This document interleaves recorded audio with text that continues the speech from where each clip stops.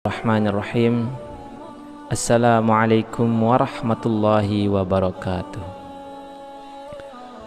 Syukur alhamdulillah, kita masih diberikan begitu banyak kenikmatan sehingga kita bisa bertemu di channel ini. Marilah kita senantiasa bersolawat serta salam kepada junjungan kita Nabi Muhammad sallallahu alaihi wasallam.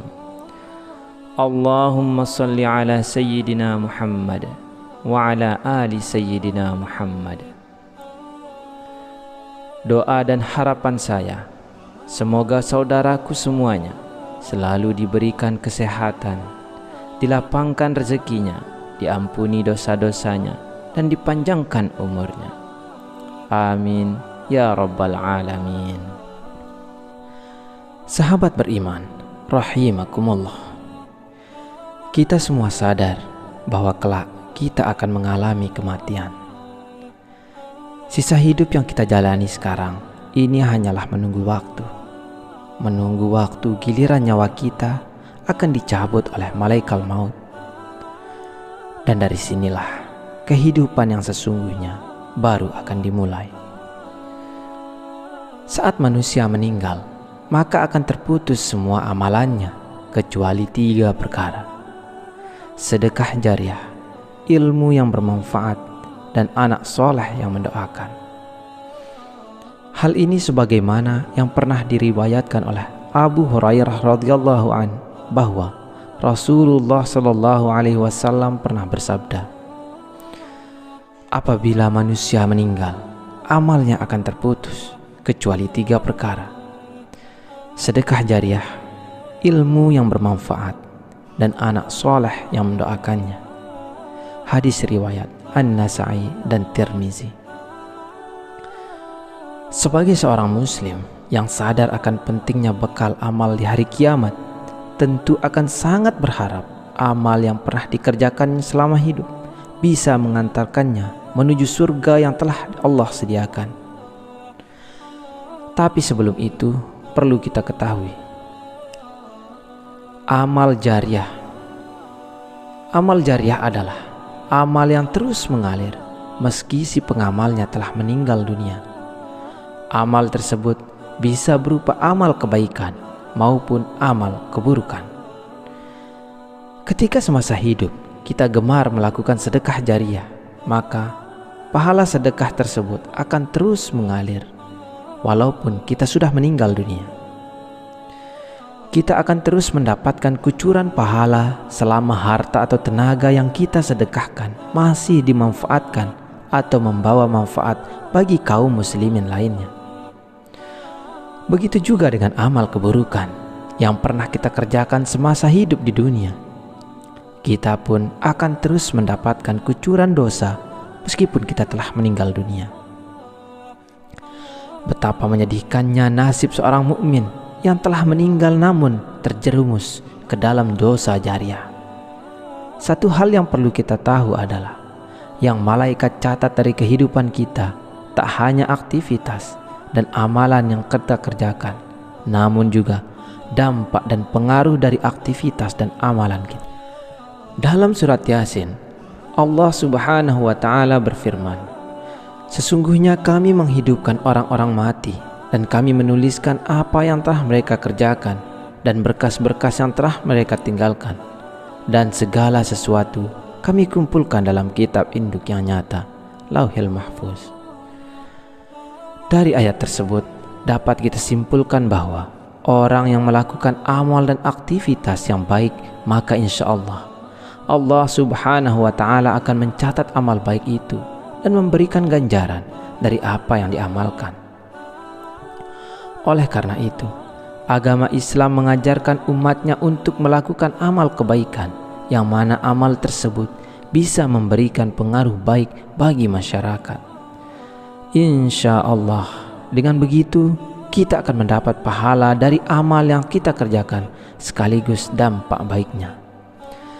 Begitu juga sebaliknya, apabila kita melakukan amal keburukan atau maksiat, maka kita pun akan menuai dosa, ditambah lagi dengan dampak buruk yang akan kita dapatkan. Rasulullah Shallallahu Alaihi Wasallam selalu mengingatkan kepada umatnya agar berhati-hati, jangan sampai kita terjebak dalam dosa jariyah. Maksudnya adalah dosa yang akan terus mengikuti pelakunya meskipun pelaku tersebut telah meninggal dunia.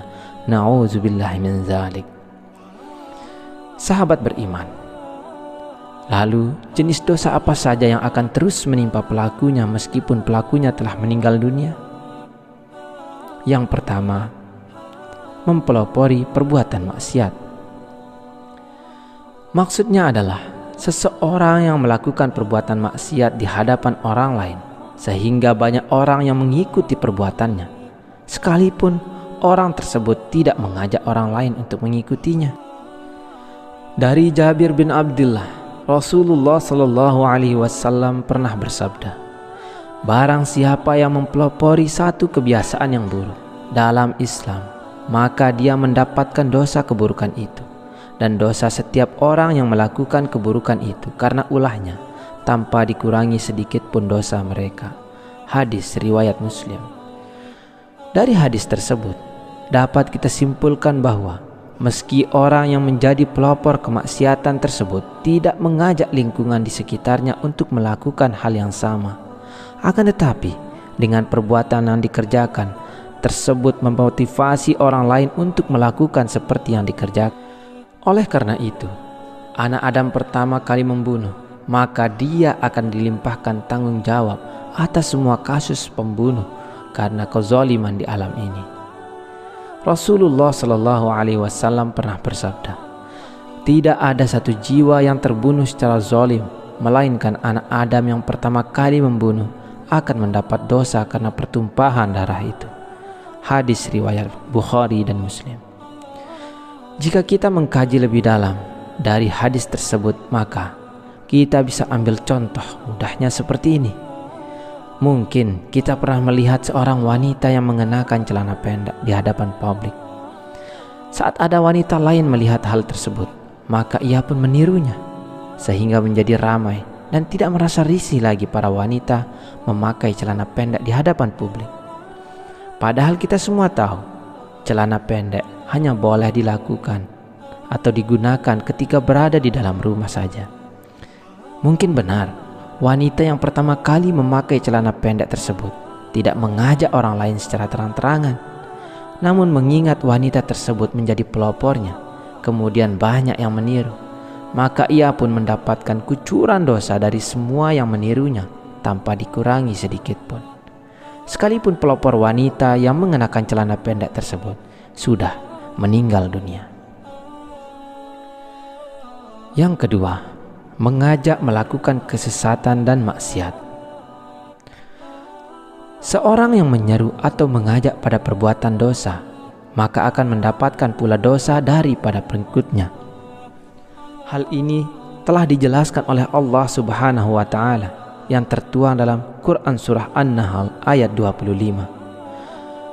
Mereka akan memikul dosa-dosanya dengan penuh pada hari kiamat, dan berikut dosa-dosa orang yang mereka sesatkan, yang tidak mengetahui sedikit pun bahwa mereka disesatkan. Adapun orang-orang yang termasuk dalam dosa ini adalah para dai yang menyeru kepada kemaksiatan atau tokoh paranormal yang mengajak kepada kesyirikan dan lain-lain. Orang-orang inilah yang akan terus mendapat alih sekaligus telah meninggal dunia. Termasuk juga di dalam hal ini adalah orang yang menyuruh orang lain berbuat dosa meski ia sendiri tidak melakukannya. Akan tetapi